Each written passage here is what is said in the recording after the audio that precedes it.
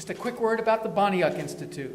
The Banyuk Institute for Religious Tolerance at Rice University is dedicated to nurturing tolerance among people of all and no faiths and to studying the conditions in which tolerance and intolerance flourish. Our mission is to understand the conditions that make peaceful coexistence possible and to promote these conditions locally, nationally, and throughout the world. Through innovative educational outreach to students and adults alike, the Institute offers a range of distinctive signature programs promoting religious tolerance. Tonight's program is part of our Bridge Builder series, which is designed primarily for outreach to adults in the Houston community. And its theme is not even only about promoting interfaith tolerance, but intra-faith tolerance. I don't want to say too much more about that to steal any of Alejandro's thunder, but I think you'll hear it as Alejandro proceeds. I'm going to introduce Alejandro in a moment. He's going to speak for a good chunk of time about his topic tonight, and then he and I are going to engage in a sort of informal Q&A-like dialogue for a few minutes, and then at the end we do have some note cards and pencils. We're going to encourage you, if you do have questions, to jot them down on the cards. We'll collect them at the end of the tables, and there'll be at the end of the rows, and there'll be an opportunity for you to get those questions answered ideally. Alejandro Chaoul is an assistant professor and director of education of the Integrative Medicine program at the University of Texas MD Anderson Cancer Center, Houston. He conducts research using mind-body techniques with cancer patients, holds group and individual meditation classes and clinic for cancer patients and their support system, and directs education programs geared to faculty and staff, patients and their caregivers, and the community at large. He's also an associate faculty member at the McGovern Center for Humanities and Ethics at the University of Texas Medical School in Houston, where he teaches medical students in the areas of spirituality, complementary and integrative medicine, and end-of-life care. After traveling to India and Nepal and meeting various swamis and rinpoches and other Indian and Tibetan masters, including His Holiness, the Dalai Lama, Alejandro studied under leading Tibetan lamas of both the Bonpo and Buddhist traditions. Inspired by this journey, he pursued his academic studies in religious studies, focusing on Indo-Tibetan Buddhism, and obtained his MA at the University of Virginia and his PhD at Rice. Facilitating mind-body practices and researching on them at the MD Anderson Cancer Center, his PhD dissertation was a study of the yogic practices in the Tibetan Bon tradition and their contemporary medical applications. Alejandro has since continued his Tibetan contemplative practices training and completed the 7-year training program at Ligmincha Institute in 1999 and the 3-Door Seminar in 2011. Alejandro has been teaching Tibetan meditation and Tibetan yogic practices under the auspices of the Ligmincha Texas Institute since 1994 in various parts of the USA, Latin America, and Europe. He's also taught at Rice University, the University of Houston, and the Young Center of Houston, has collaborated on interfaith and contemplative practices at the Rothko Chapel, and was on the board of the former Banyuk Center for Religious Tolerance in its previous incarnation. He is the author of Chӧd Practice in the Bon Tradition, which happens to be available for sale at a table last night, from which this talk will be based, and is co-author or author of various articles and book chapters focusing on the role of mind-body practices in integrative cancer care and research, as well as Tibetan meditation and ritual practices.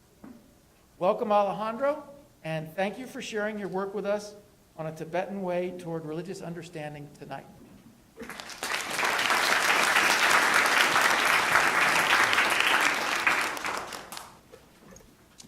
Thank you, Mike. Wow. Thank you, everyone, for coming. It's a great pleasure to give a talk both at Asia Society and with the Banyuk Institute. For me, this area of religious understanding, I guess it's something that came already from home. So home for me is Argentina, a very Catholic country. And I was born in a Jewish family. And I went to Presbyterian school. And so, of course, I became a Buddhist. In the meantime, I married a Catholic, and kids go to all the different kinds of faith of school. And partly it's a search. Partly some people would think for identity. I would think it's more for meaning. And part of this search for meaning actually has a relationship with this idea of identity, which I think is sometimes what ends up happening when we discuss in different religions, when we do inter or intra-religious dialogue. So, years ago, as Mike was saying, when I traveled to India and I was searching for meaning, I came about this very interesting person called Yeshe Dorje Rinpoche. And Yeshe Dorje Rinpoche was a yogi in the Nyingma tradition of Tibetan Buddhism. And one of the things that he was a master of was of this practice of Chӧd. He also, actually, was also the rainmaker for His Holiness the Dalai Lama. And that meant both the rainmaker when rain was needed and the rain stopper when that was needed too.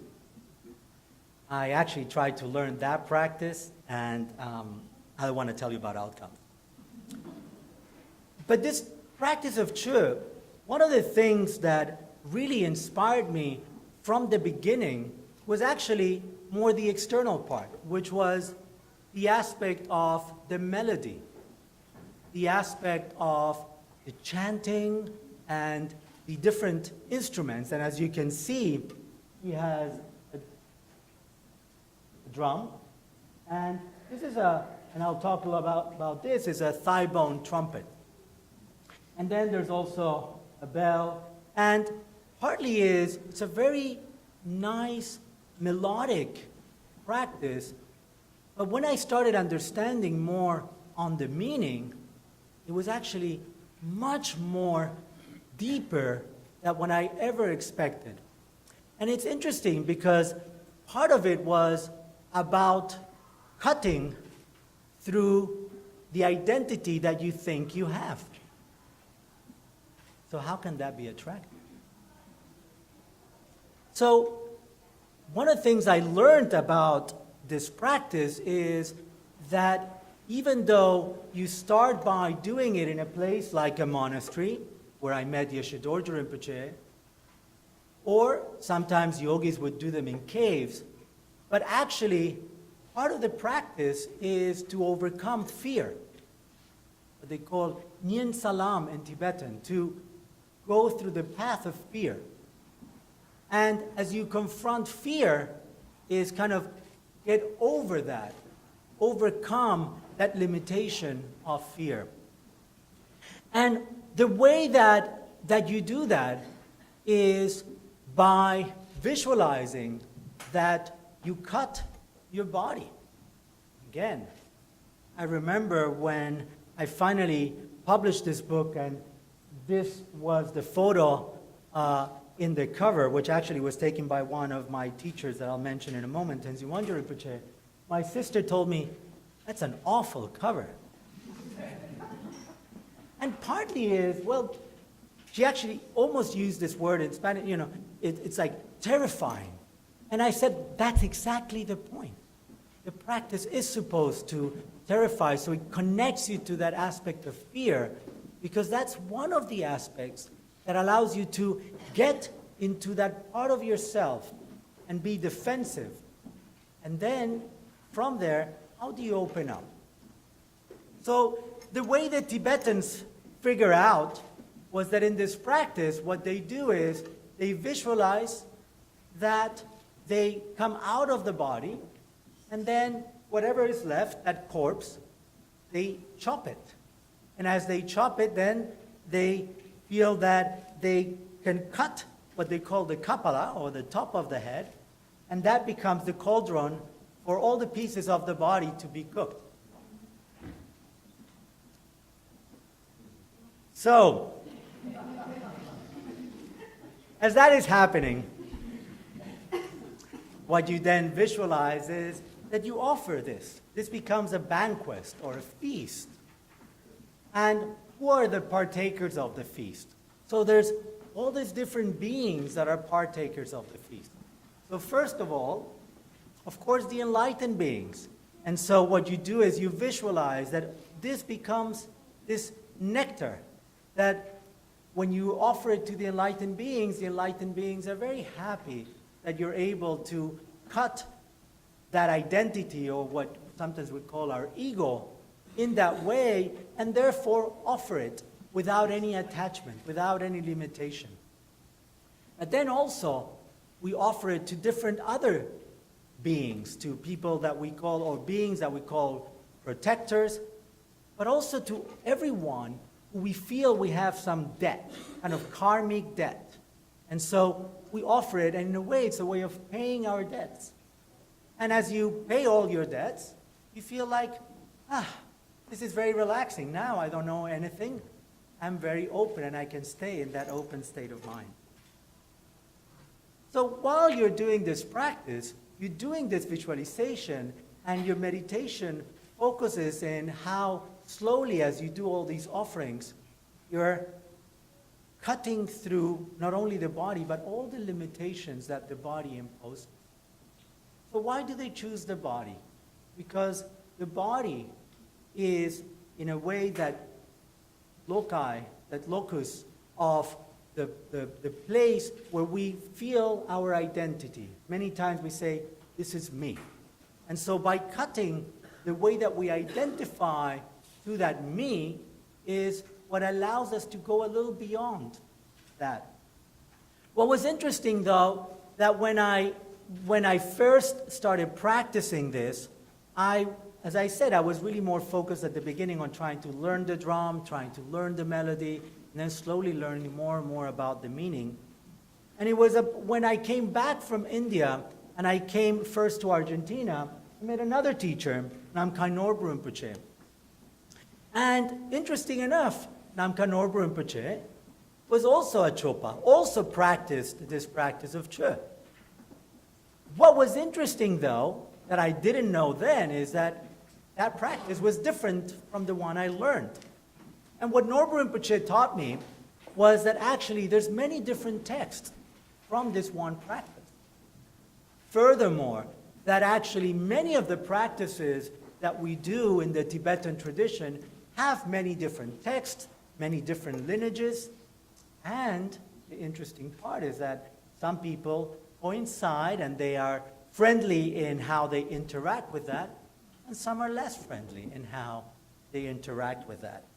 And I learned that even more when I continued my search and I met these two teachers.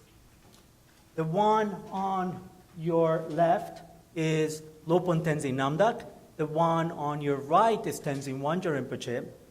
And they're from the tradition called Bompo. So it's part of the Tibetan tradition, a little different and a lot of similarities from the Buddhist tradition. And guess what? They also practice Chöd. But also, it came from a different text. And so I was really puzzled by all these different lineage of the same practice, and why would we need all these different lineages? What was also interesting is that started sparking also my interest in the aspect of academia and understanding not just how you sit and practice, but what's beyond that, or what's the context of that. And that's when actually I came to the States, and as Mike said, I did my master's at UVA, and my master thesis actually was on Chöd. And as I was exploring this practice, I started learning Tibetan, and so I was able to translate the text, which I do, one of the many texts in the book, but also trying to explore more this idea of the word Chöd. And Chӧd in Tibetan means to cut. And again, it's to cut the attachment of the body. It's not about cutting the body, it's about cutting the attachment of the body. And what also I started realizing was this tension that existed between the Bon tradition and the Buddhist tradition in Tibet. And that, as I was saying earlier, in some cases there's a lot of similarities, and I guess depends from what perspective you see it. I would say that there's more similarities than differences, but of course others would say, well, we focus on the differences, and there are some differences. And so one of the things that I started exploring as I did more study on this practice was, what are their similarities? What are their differences? Are they coming from the same place? How do Bonpos and Buddhists interface in this practice? And what I noticed was that it's actually a very Tibetan practice. So for those who study Indo-Tibetan Buddhism and think of the Buddhism that comes to India into Tibet and that all the practices go in that route, this was actually one that was very native in Tibet. And so it actually had a lot of aspects of the origin of the Bon tradition, which has its origin in Tibet as well. And so exploring that, I was trying to, as I was saying, trying to get what are the similar origins. And although looking and talking to different teachers and looking in different histories, I didn't find what common origin. What was clear was that the different practices were very similar. In all of them, you have the drum and the thigh bone and the bell as external aspects, but more importantly, the internal aspects were pretty much the same.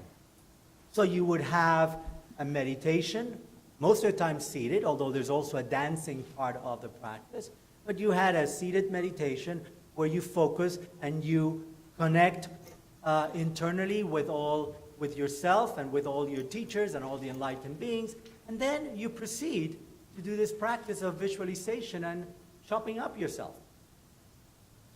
And both, they call it, there's a white feast and there's a red feast. And in a way, the white feast is this more nectar offering to all enlightened beings and to all those peaceful deities. And we know that some people are more carnivorous, as Lopan Tenzin Namda would say, and those would take the red feast.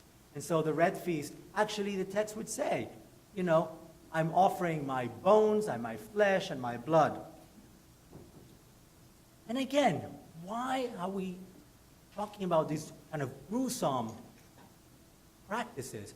Partly is really, as we offer, we're cutting through the attachment that we have to this thing that we're calling the body, and that is really kind of integral to the way we identify ourselves. And so, as I continued studying, I was able to study both with the Tibetans in the Bon tradition and in the Buddhist tradition, but also get more into the scholarly aspect. I also met this teacher, Lama Tashi, who, as you may, I don't know if you can see this, but he was dancing as he did the practice. Another Tropa that actually we were able to bring to Houston to demonstrate this practice. And as I was saying, at the beginning you do this practice in a very peaceful ground, but later you do this practice in a place like a charnel ground. Some people relate this practice with what they call sky burial. And this is a photo of that. So sky burial is a practice that we see also in Persia, but clearly in Tibet, where once someone passes away, you take the corpse to the mountain and let the vultures eat it. And what they do, actually they chop the body first. And they say the most important part is if the whole body is gone, then it means, you know, all the attachments were gone. So there's a lot of relationship with kind of these external practice and the practice of Chöd. Now, when you do this practice of Chöd, when you come out of the body to chop the whatever remainder, the corpse, you visualize yourself as being a deity. In this case, It's called Kalzang Ma. It's a deity. It's a woman. This is the chopper that she uses, and this is the kapala that I was mentioning with that, the body chopped in there. Now, what's interesting, years later, in what year was that? 2007, I believe. I was together with a group. Together with Tenzin Wangyal Rinpoche, we went to Tibet, and we met with this woman who is supposed to be the reincarnation of that person and of that deity, and she is another very important true practitioner. And here we have her together with Tenzin Wangyal Rinpoche in Tibet.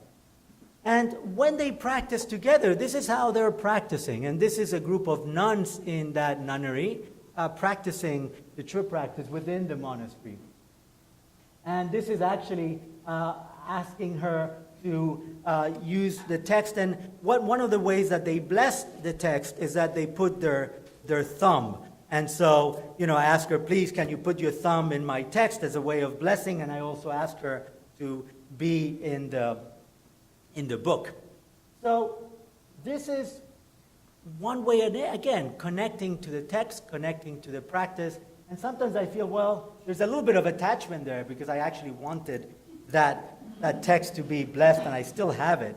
But part of it is how we use it with the supported blessings. And this is one of the translations that we did of the practice.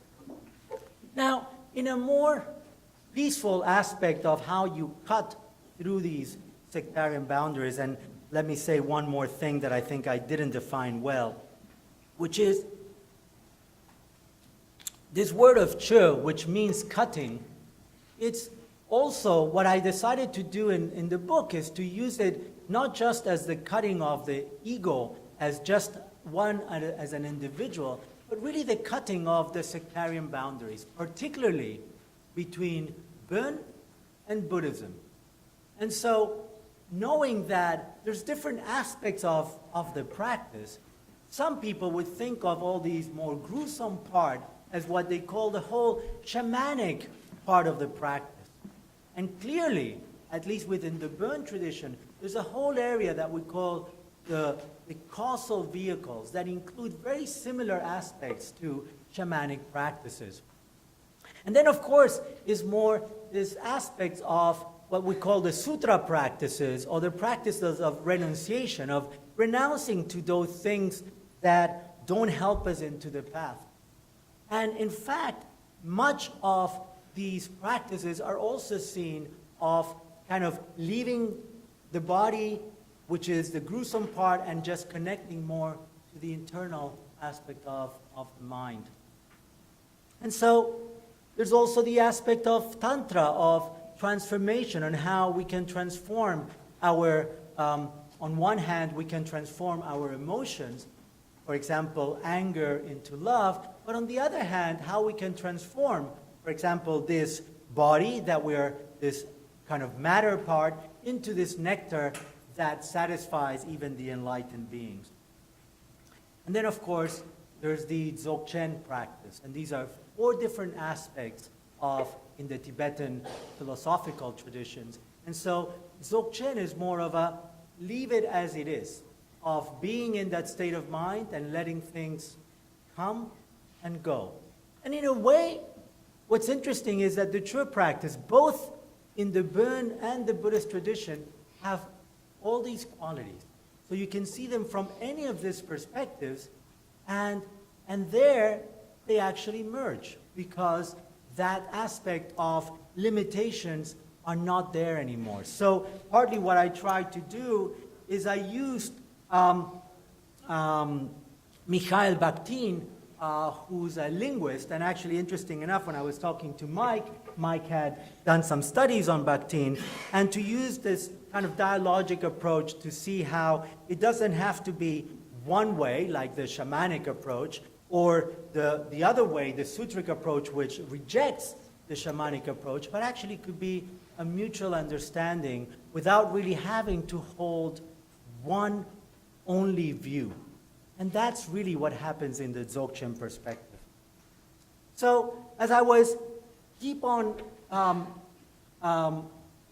studying and exploring both in terms of the Tibetan tradition and myself, I met His Holiness the Dalai Lama, and I realized as he won the Nobel Peace Prize and how, what kind of his openness, in one sense, within Bon and Buddhism, and really embracing Bon and Buddhism, but really being much more than that, really embracing all beings without exception, and really having, as he says in one of the books, it's a kind of a policy of kindness, a sense of universal responsibility.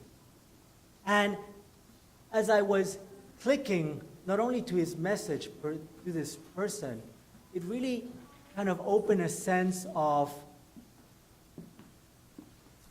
joy, of reverence to his message, and to an understanding of really doesn't matter if I was born Jewish in a Catholic country, or I went to Presbyterian school, or I'm a Buddhist, or I'm a Bonpo. It really doesn't matter, because what's really more important, as he says, is that a good heart is the best religion. One of the messages, that's kind of the book cover, one of the messages that I like about His Holiness that actually also conveys much, I think, or it's in touch with some aspects of the Bonyuk Institute, if you look at how the practice of tolerance. But how, by doing the practice of tolerance, is finding that one's enemy is in a way the best teacher. Now, what do we mean by enemy? By enemy, we mean, again, what we usually identify as enemy can be really the doorway to open up. So the enemy is, in a way, a limitation that as we open up, we cut through that limitation and we open to really embrace the dialogue with all beings. So to conclude this part, I wanted just to read one part of his noble acceptance of the Dalai Lama, which actually I want to proceed by saying that when I was in India in a pilgrimage, and I came down to Kashmir, and I saw that the Dalai, I was in Srinagar, and I saw in the paper that His Holiness the Dalai Lama had won the Nobel Peace Prize. And it was really interesting because I felt a sense of joy and reverence as if it was my father or my mother who had won the Nobel Peace Prize, and I hadn't at that point met him. But his message was really deeply felt. And he says that the realization that we're all basically the same human beings who seek happiness and try to avoid suffering is very helpful in developing a sense of brotherhood and sisterhood, a warm feeling of love and compassion for others. This in turn is essential if we're to survive in this ever-shrinking world we live in. For if each selfishly pursue only what we believe in to be our own interest without caring about the needs of others, we not only may end up harming others, but also ourselves. So as individuals and nations are becoming increasingly interdependent, we have no other choice than develop what I call a sense of universal responsibility, and then understand that we are a truly global family. So I want to end with that, and then maybe move to this part of the talk. Thank you.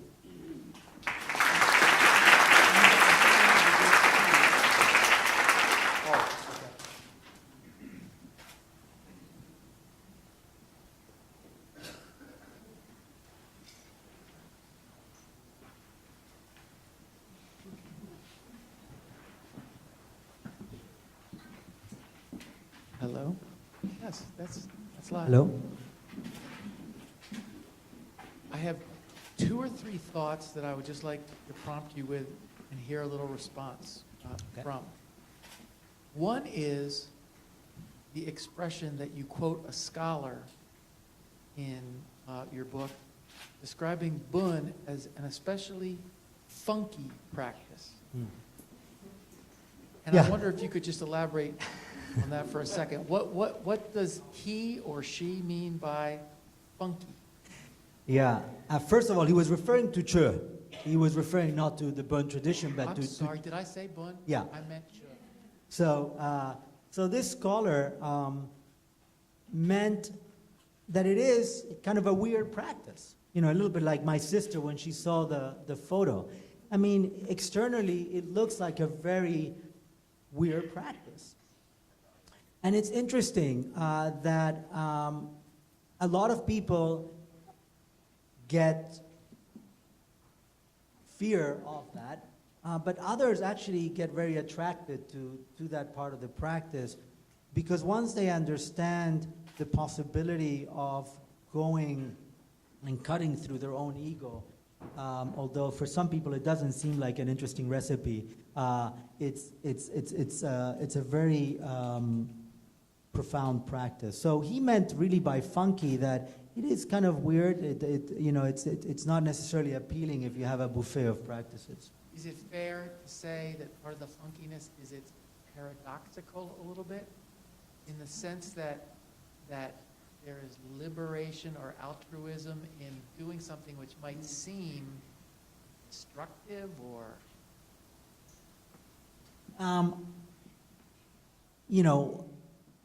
I actually spoke quite a bit with him. He was one of my teachers at UVA. I think he was not talking about the paradox. He was actually talking more about kind of the more shamanic. And partly, I mean, if I may, he was coming from a very philosophical perspective, more of what we would call in the Buddhist tradition a more sutric perspective, and kind of rejecting the more shamanic aspect. So if you think of the Bhaktin kind of move, it's kind of saying no to the shamanic aspect and saying it's only the philosophical part that it's valuable. So in a way, he stays in that second stage without getting into the third stage of saying, well, both are valid. They both have aspects that we can nurture from, or we can value from. Yeah. Here's my last two, and then we would like to open it up. And maybe our group is of such a size that we can just simply raise hands and we can repeat people's questions. I'm glad that you invoked Bhaktin toward the end of your talk.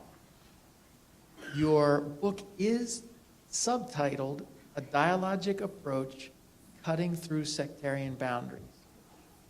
And there's another scholar that you quote, I think it's toward the end of the book, who describes Chö as like taking a jet plane to enlightenment rather than walking.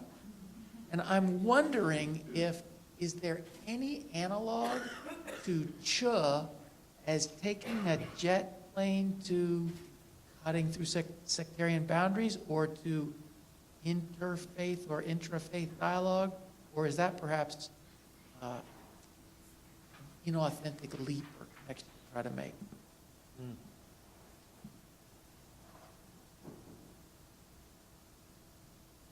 So part of the reason why this was a Tibetan author, Song Rinpoche, who talks about this is a jet plane to enlightenment, is because, again, if you think of the more philosophical approach, it's step by step by step.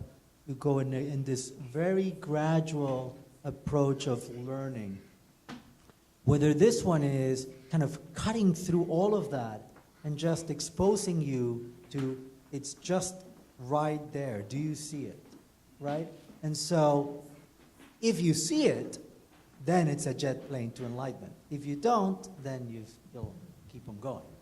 And have you explored much with Westerners who don't necessarily practice Bon or Chö or anything?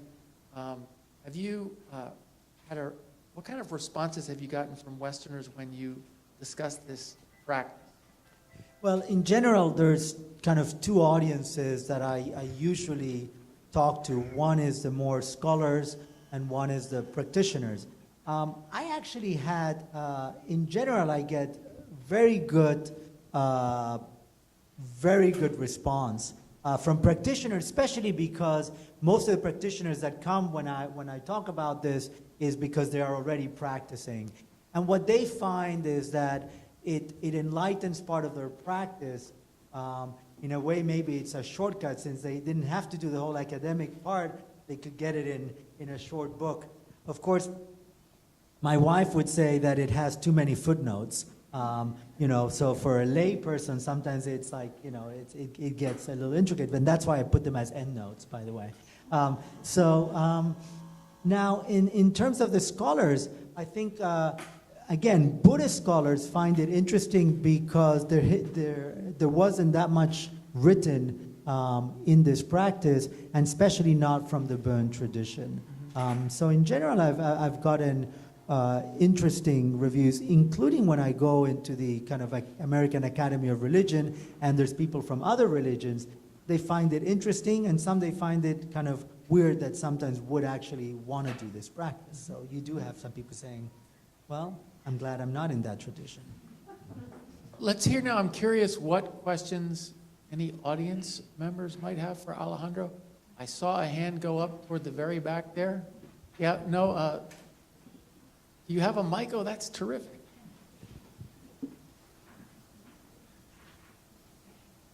Thank you.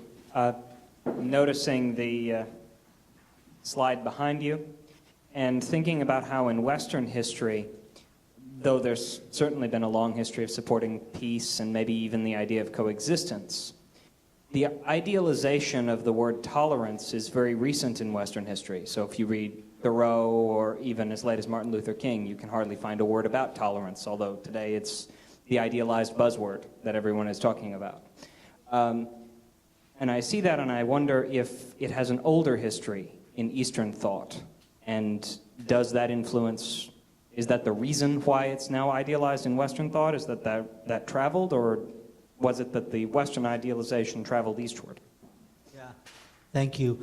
No, in fact, there is no particular word for tolerance for example, in Tibetan. And I think the word tolerance for some people is also not only it's a buzzword, but it's a word that brings a lot of discussion. I think including when it was chosen for the Bon Institute, I remember. And that's why also, I mean, I originally when we were planning the title for this talk, it was a Tibetan way of religious tolerance, and we changed it to religious understanding, which I think part of it is it's not just about being tolerant, but it's really by understanding each other, then tolerance and openness and other aspects come. But it's really, at least my focus is more on the understanding part. Thank you. Yeah. Understanding one another. Yeah. I have two questions. Very good, very good, Tom. Thank you. Yeah. I have always been under the impression that Buddhism is a very non-violent kind of religion and practice. But what you show today is a horrific, kind of chaotic, of cutting, of feeding things. So could you kind of elaborate on that? Yeah. And your second, my second observation is that you are taking this, and obviously it is also a scholarly approach, and also to apply it, like you said, to medicine. And is your JET approach really affecting your cancer patients, which you're working on? Thank you. So the first question on violence, I think like any religion is the way that we see it expressed is through humans. And I think every human or many humans in different religions, no matter what religions, there's some that are violent and some that are not. Now, in terms of violence, I remember when I was teaching Buddhism that there was a book that said, in the name of Buddhism, there hasn't been a drop of blood shed. And I always criticize that because that's not true. In the name of Buddhism, there has been blood shed in the same that many other religions, but that doesn't mean that it's Buddhism that is kind of promulgating that. Now, this particular practice, I think it's gruesome, but I don't think it's violent. So it's not, I mean, as I said, this is a visualization of cutting your own body. It's not an actual cutting of your own body. Now, if you're talking about the sky burial, and by then it's a corpse, it's a different story. I just made an illusion of the connection. But in terms of the true practice itself, as I said, it's a visualization. So it's not really violent in itself, and it doesn't promulgate, from my understanding of it, any violence, nor within the individual or its own community or other communities. In terms of your second question, I don't think I mentioned here in this talk what I'm doing, that this relates to my work in medicine. I think it was mentioned by Mike in my bio that I do work at MD Anderson. I do work with cancer patients, but I don't do this practice. Yeah, what I do is I lead meditation practices, and we do research in that.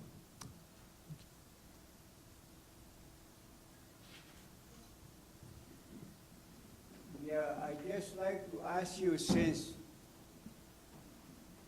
you say that your background, you come from Catholic, that's mean Christian background, and also Baptist, how you interpret that aspect of religion between the Catholic and the Buddhism? But I also understand that if you read the Bible, Jesus also have peaceful attitude toward others, and Jesus always teach love to humanity. And even when they persecute him, he prayed to forgiveness to those who persecute him. I also learned from my founder of Family Federation for World Peace, Reverend Sun Myung Moon, that we all, like what you say today about the peace, that when you finish your reading about the Dalai Lama. Let me just interrupt for a moment. Let me say, as Elaine Eklund always says, the other director of the, let's try and do one that finishes with a question. Okay. So how can you explain yourself about you being background of Catholic and you study Buddhism? Can you mention about that two different aspects of that belief, or? So I think that all religions actually have a base of peace. So I don't think I ever said that they don't. What I did say is that I was born in a Catholic country, and I was born in a Jewish family, and I'm searching in different religions, and all of them have beautiful practices. Now, what I was looking, as I said, was a search of meaning, and for me, it came more in the Buddhist and the Bon traditions. I want to clarify, it doesn't mean that the others don't have it. It's just that in my individual search, I guess I was dumb enough not to find the keys in those traditions, and I continued searching. So I want to clarify, by no means I think that, in all these other traditions, there's wonderful practice, and there's also the aspect of peace, so I do agree with you in that. Oh, wonderful. Thank you. Yeah. See one down. The previous question was, the second question of it was, how is your teaching of meditation,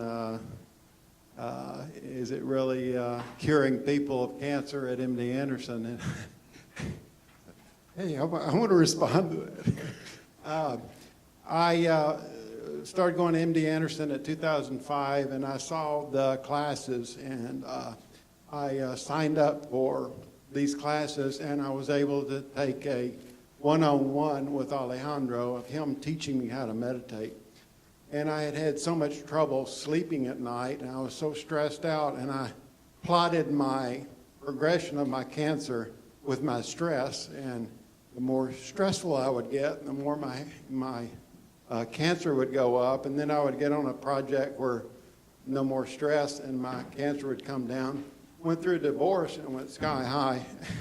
And but he taught me how to meditate like I'd never thought that I could before. And when I would go to sleep, instead of wine or Ambien or special teas, I would just meditate and take 3 breaths. And all I remember was at the end of the 3rd breath, I was waking up the next morning. So I think it really helped me a great deal, this meditation, and pertaining to cancer. And I am in a self-help group, and I try to express to them, how important it is to reduce your stress. And I'm an engineer. I had the charts of whenever my cancer would go up, I would put on a chart what was going on in my life, and it was always stress. And when it was coming down, it was stress reduction. And this is the first time I ever. And in the first breath, when I breathed out, I noticed for how much I had been tense in my muscles, in my face, around my eyes, and all around, and how I didn't realize I was stressed that much, but my muscles were that tight. And then the second time, a lot of relief. Again, not quite as much, but still a lot. And the 3rd time, still. And then there was no 4th time. so I'm deeply appreciative to him. And yes, in my opinion, it definitely cures. Helps you cure your cancer, because stress is a killer. Thank you. There's a question down here.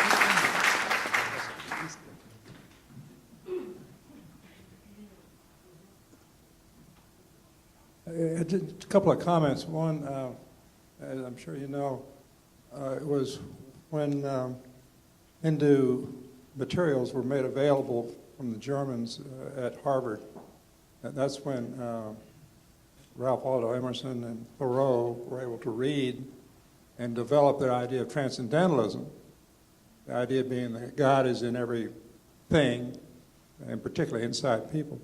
It seemed to me, as best I could understand what you were saying, not that it's your fault, it's my fault, that you're kind of emphasizing that we are not humans with a spiritual nature. We are spiritual beings with a human exterior. And that the important part of what we are is the spiritual part, the material, the external, which we are kind of raised to. I mean, we worship our bodies and what have you. But that's not the important part. And it would seem to me, I don't know that much about cancer, but I know a lot of people have to lose parts of their body or be reconfigured. And so using that as a basis would be very helpful if the people could buy into it and understand that they're not changed. It's just the external that's changed.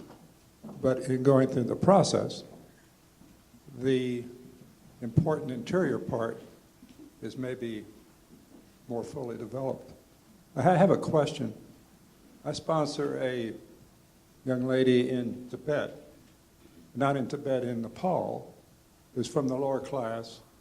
And so I pay for her to go to an English-speaking school so that she can then go on to college. And is there a difference in the Buddhism, because we correspond, is there a difference in the Buddhist approach in Nepal than from Tibet or India?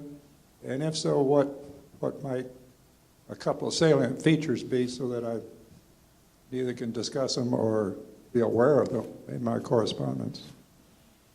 So thank you. I think, let me say a couple things. One is that in the Tibetan tradition, there's many different kinds or methods of meditation. In fact, they would claim there's 84,000 different kinds. And this is not the mainstream one. So, and that's why I wanted to study it. I mean, as a scholar, you usually like to study things that are kind of unique, that you can say something about something new. So that's why I chose this practice, not necessarily for being a mainstream practice. So that's why this is not... That's where the word funky could come in. That's where the word funky could come in. So that's not the practice, neither that I teach at MD Anderson, so nor the ones that, you know, this person that you're sponsoring so kindly may be aware of. So this is a practice that is one of the, what we call the tantric practices, and then if you think of it as curriculum, if you would, it's not done at the beginning. So this is not taught to neophytes. So you would have to have quite a basis in meditation to learn this particular practice. Now, the reason why, or maybe Mike should answer this, but the reason why I think at least we started talking about why bringing this practice and this is because of the possibility of this interaction, of how this may open a way of how we can interrelate from human being to human being, both within the same religion as well as with other religions, or what we call the intra-faith and the interfaith. Time maybe for one more, last one. I was just curious, you mentioned during your talk something about shamanic practices, and I was curious what you meant by that and how it was distinguished from other things that you were talking about. Thank you. That was one of the most difficult parts in the book to write. And partly is, again, the word shamanic does not exist in Tibetan. So what there are is similar practices that they call the causal vehicles. The Gui Tekpa.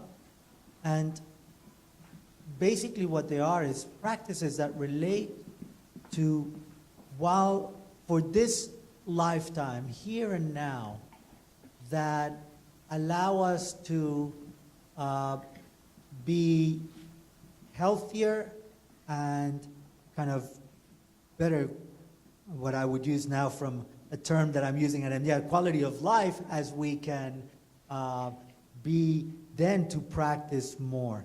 Now, the shamanic part is more the aspect of sometimes, for example, the cutting of the body, the aspect of liberating from that flesh.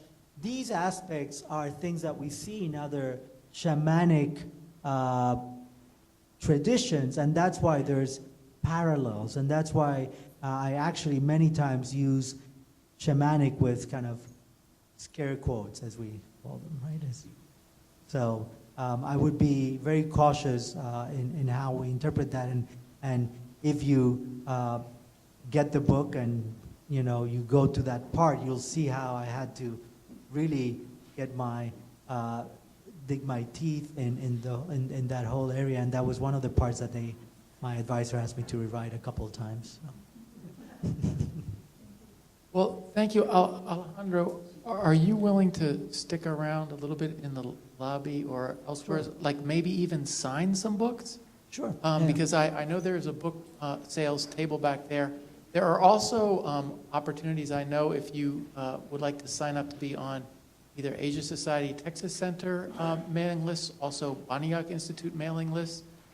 There are pens and cards and all those kind of materials out there. In the meantime, I want to thank you for sharing your expertise with us tonight, and thank you to the Asia Society for being such gracious hosts, and thanks again to Dr. Milton Baniak and his wife Laurie for having the vision to endow the Institute in the first place. So thank you very much.